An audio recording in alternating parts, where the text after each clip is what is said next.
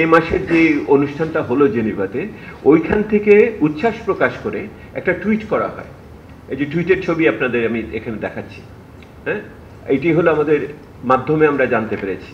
টুইটে বলা হয়েছে, এই ওয়েস্ট বেঙ্গল ফরেস্ট ডিপার্টমেন্ট টুইটটা করেছে এবং সেখানে ওনাদের বন বিভাগ করেছে, লিখেছে Sundarban honey to be the only GI product from West Bengal selected for display during the WIPO conference in Switzerland 13 থেকে 17 পর্যন্ত।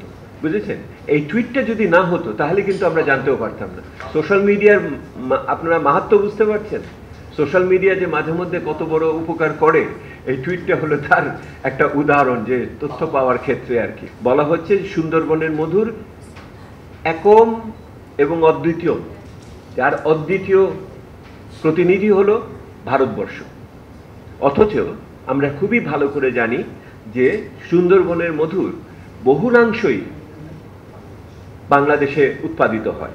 আমাদের হিসাব হলো যে অন্তত ওনারা 2 থেকে 3 গুণ উৎপাদন কিন্তু বাংলাদেশে হয়, ভারতে যে অংশ পশ্চিমবঙ্গে যে হয় তার চেয়ে। তাহলে সেই ক্ষেত্রে আমরা যদি প্রাথমিক বা মূল উৎপাদনকারী হই, তাহলে কেমন করে অন্য প্রতিবেশী দেশ তার একমাত্র প্রতিনিধি হিসেবে সুন্দরবনের মধুকে তারা আন্তর্জাতিক ক্ষেত্রে প্রচার করার সুযোগ পেল? এইটি হলো বিষয়।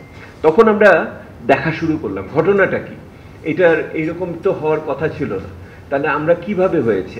তখন আমরা খোঁজ খবর নিয়ে দেখলাম যে দেখেন, এখন পর্যন্ত বাংলাদেশে 31টি আপনার ভৌগোলিক নির্দেশক পণ্য নিবন্ধিত হয়েছে। 31টি ভৌগোলিক নির্দেশক পণ্য।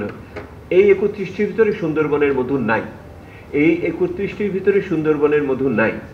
এবং এইটার খুবই আরো আপনাদের কৌতূহল উদ্দীপক একটি বিষয়, সেটা হলো অগস্টের 7 তারিখ 2017 সালে বাকেরগঞ্জের ডিসি, বাগেরহাটের ডিসি, মাফ করবেন, 7ই অগস্ট 2017 সালে বাগেরহাটের ডিসি সুন্দরবনের মধুকে ভৌগোলিক নির্দেশক পণ্য করার জন্য আবেদন পাঠিয়েছে ঢাকায়। 7 বছর হয়ে গেছে। 7 বছরের ভিতরে বাংলাদেশের প্রশাসন, বাংলাদেশের সংশ্লিষ্ট ব্যক্তিরা এইটার জন্য কোনো পদক্ষেপ নেয়নি। এখন আপনি কাকে দোষ দিবেন? আপনি কি ভারত খুব দ্রুততার সাথে করলো সেইটাতে দোষ দিবেন, নাকি আমরা 7 বছর ধরে কিছু করি নাই এইটার দায়িত্ব দিবেন?